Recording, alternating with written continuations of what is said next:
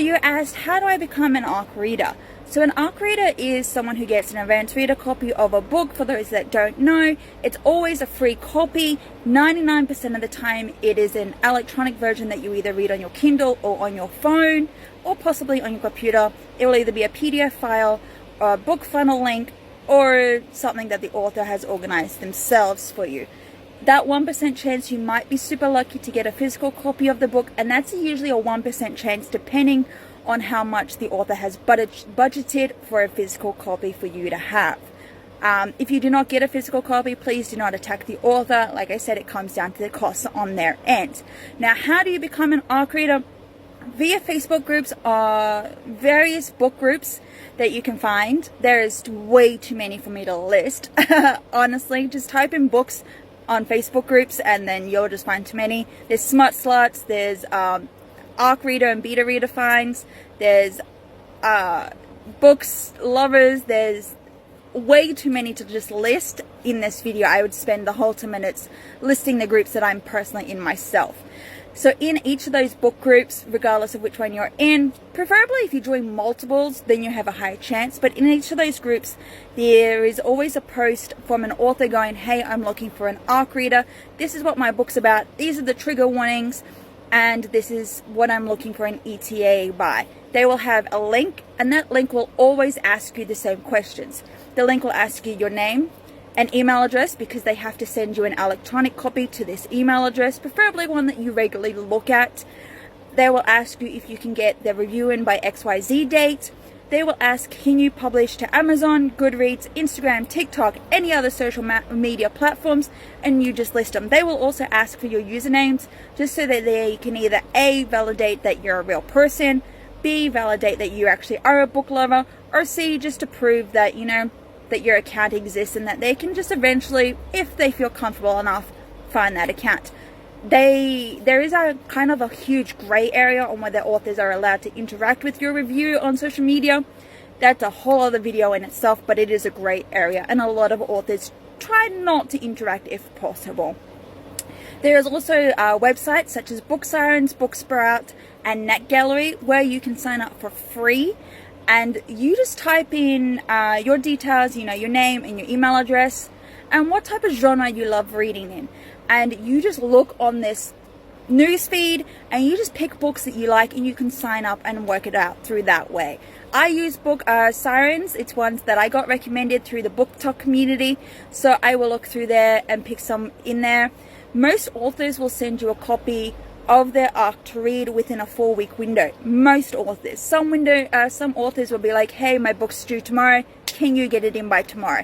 Some of them might do that, some of them might not. It just depends on the author, but they will usually give you a 4-week window to read your book in and review it in. And they would prefer, if you have a positive review, please tag them in it. They love the positive reviews. If you have a negative review, try not to take them in it. They don't like that. A lot of them have said that it makes them feel bad. Look, people work hard on their stories. They would prefer honesty, but just not honesty that feels like a kick in the teeth. There is a fine line. But like I said, join various Facebook groups, join those sites, Booksprout, NetGallery, or Book Sirens. Another way is TikTok authors are being quite amazing at the moment. They are putting posts up in their videos going, hey, my book's coming out, I'm looking for ARC readers, click the link in the bio. So you have to do a little digging. Now, some authors are unfortunately under the 1,000 follower mark, which means they don't have links in their bio, but they will always be like, click the link, and you're like, you don't have one. I have done that to a few authors. I've messaged them going, how do I find this? So you have to find another way, which is usually through their Instagram, or if they have a website, through their website. But otherwise, they will just let you know how you can sign up. And like I said, they will always get you to sign up via an electronic form, and it will always ask for minor details such as your name, email address, and social media sites. That's it. They will not ask for your home address. They will not ask for any personal details pertaining to you, because they do not need it. If they ask for overly personal details, you can walk away and be like, I don't feel comfortable doing this. I don't want to be your reader. Some authors will send out emails. Actually, not some. Scratch that. All all authors will send out emails going, hey, this is the information to remind you about. This again is the due date, the trigger warnings, the synopsis. If for some reason you cannot read this book, because again, you may have signed up thinking you could, but you really realized you can't, you just email the author back and going, hey, this story is not for me. I wish you the best of luck.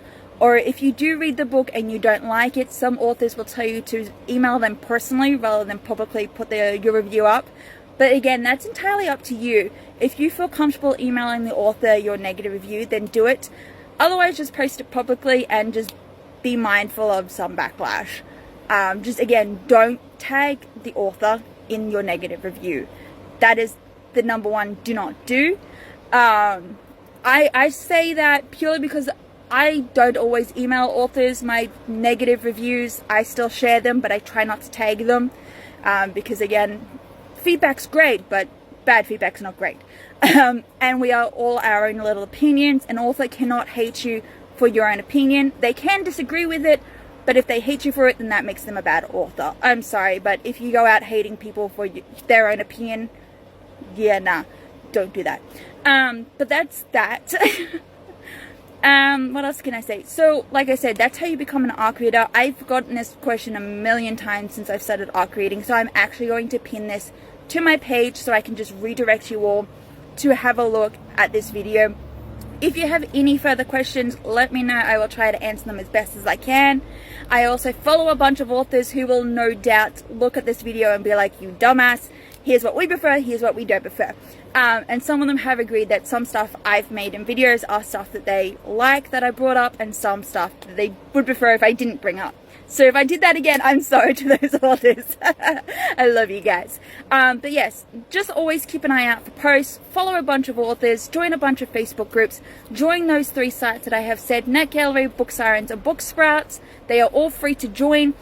Being an ARC reader should be free. You do not have to pay to be an ARC reader. If you're being told you have to pay for an advanced reader copy, then there is something that's really sus there, and run away. Physical copies are a rarity. Please do not hate on the author if they cannot give you a physical copy. Like I said, it comes down to their budget on their end. It's nothing to do with you personally, it's just budgets. So 99% of the time you will just get an emailed copy. Like I said, I hope that answered your question. And yeah, I don't know how to wrap this video up. I never know how to wrap my videos up. But anyway, see ya.